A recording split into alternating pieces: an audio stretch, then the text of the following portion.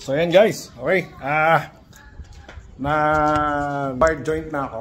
Ayun yung ano, na-join ko na yung mga ano na yan. So hanggang dito sa loob.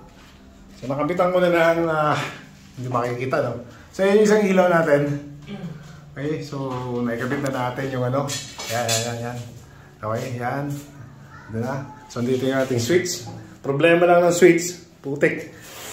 Dahil sa makapal yung ano, ayan, masyadong malalim. So, hindi ba, hanapan ko pa ng tornilyo yan. May mahabang... Okay, mahabang tornilyo, okay. So, nakakabit na tayo ng isang ilaw lang muna.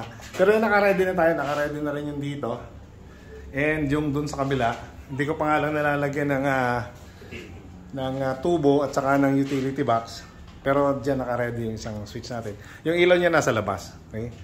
So, eto. Ginamitan natin ng terminal lag yung mga connector natin. So ito yung sa ilaw. Ayan. 15 amperes. No?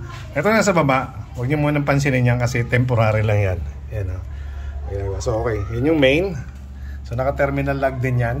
So ito yung outlet natin. Line ng outlet. Ayan, ilaw pala nakakabit. No? Teka. Teka. So, okay. So yun na natin to ating ano. Sa ilaw, nakauna yung ating main sa ilaw. Kaya natin. Okay, so ito yung Mac. On. Ang ilaw, on. Nice! Alright, okay. Nice. Yan guys, successful tayo sa isang ilaw. So, bukas naman tayo yung isang ilaw, yung mga iba pang ilaw at mga outlet. So, ayan guys, yun muna. Babush!